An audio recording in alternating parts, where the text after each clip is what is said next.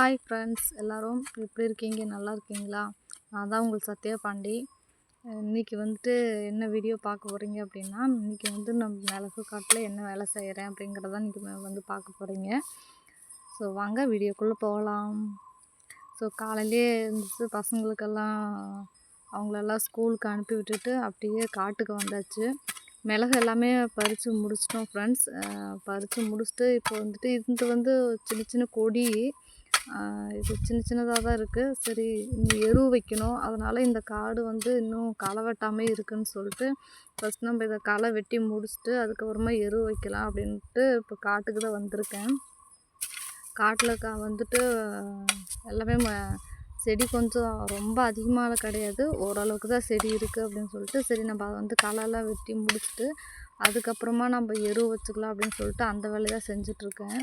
இப்போ இதில் வந்துட்டு அப்படியே களை வெட்டிகிட்டே என்ன பண்ணுவோம் அப்படின்னா, இந்த கொடியை சுற்றி சுற்றி என்ன பண்ணணும், அப்படி மண் நல்லா சுற்றிலுமே வெட்டி வெட்டி அணைச்சி விட்டுறணும். அந்த வேலையை தான் பார்த்துட்ருக்கேன்.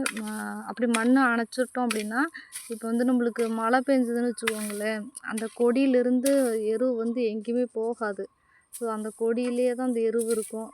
அந்த ரீசனுக்காக தான் கொடியை சுற்றிலுமே என்ன பண்ணணும் அப்படின்னா, மண் நல்லா வெட்டி மண்ணை நல்லா அணைச்சி விட்டுறணும். அதுவும் இந்த மிளகு கொடியிலலாம் வேலை செய்யும்போது ரொம்ப பார்த்து செய்யணும்.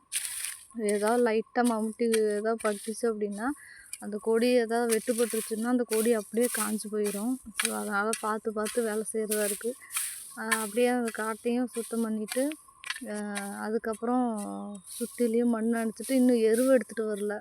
எருவு எடுத்துகிட்டு வந்ததுக்கப்புறம் தான் அதெல்லாம் சுற்றிலையும் எரு வைக்கணும். இப்போ பாருங்கள், அந்த மண்ணை வந்து எப்படி நம்ம வந்து வெட்டி அந்த சுற்றிலையும் கொடிக்கு வந்து போட்டுவிடணும் அப்படின்ட்டு. இது வந்து சின்ன கொடி. பெரிய கொடி வந்துட்டு இந்த காடு வந்து தனியாக ஒரு காடு இருக்குது. அந்த மற்ற காடில் எல்லாமே காடு வந்துட்டு எல்லாமே எப்படி இருக்கும் அப்படின்னா, ஒரே இதில் இருக்காது, அங்கங்கே பிட்டு பிட்டாக தான் இருக்கும் காடு. இப்போ இங்கே ஒரு காடு இருந்தால் தனியாக இன்னொரு இடத்துல ஒரு காடு இருக்கும். அப்படி தான் காடு இருக்குது நம்மளோட காடு எல்லாமே. இது வந்து சின்ன சின்ன கொடி காடு. இப்போ பாருங்கள், உங்களுக்கு வந்துட்டு மண் வந்து எப்படி வெட்டி இது பண்ணணுன்ட்டு பாருங்கள்.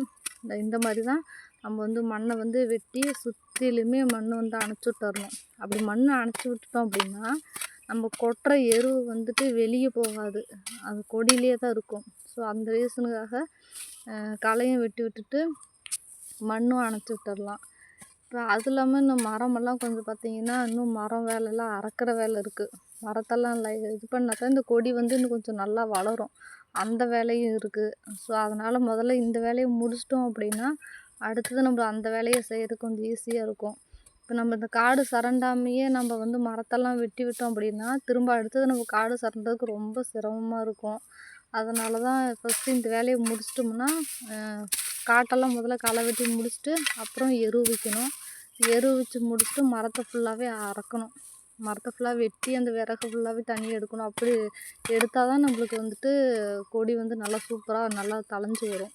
இப்போ நான் இந்த இடத்துல வந்து வாய்க்கால் மாதிரி வெட்டிகிட்டு இருக்கேன் பார்த்தீங்களா, அது எதுக்காக அப்படின்னு பார்த்தீங்கன்னா, மழை காலத்தில் வந்துட்டு தண்ணி நிறையா வரும்.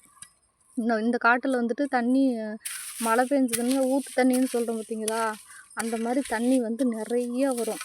அப்படி தண்ணி வரும்போது இது காட்டில் வந்து தேங்கிரும், தண்ணியை ஃபுல்லாக அப்படியே தேங்கிரும். தேங்குச்சுன்னா அப்படின்னா அந்த இருக்கிற மிளகு கொடி ஃபுல்லாகவே வேஸ்ட்டாக போயிடும். ஸோ அதனால் இடையில என்ன பார்த்தீங்கன்னா 2 சவுக்குக்கு இடையில இந்த மாதிரி வாய்க்கால் வந்து பறித்து விட்டுருப்போம். பாருங்கள், இந்த வாய்க்கால் வந்து இப்படி பறித்து விட்டுட்டோம்னா தண்ணி வந்து மழை தண்ணி வந்து கொடி பக்கத்தில் நிற்காது, அது வாக்கில் வெளியே போயிடும். ஸோ அப்படி தான் இந்த காடு ஃபுல்லாகவே இருக்கும். அவ்வளோதான் ஃப்ரெண்ட்ஸ், இந்த வீடியோ பிடிச்சிருக்குன்னு நினைக்கிறேன். டாட்டா பாய்.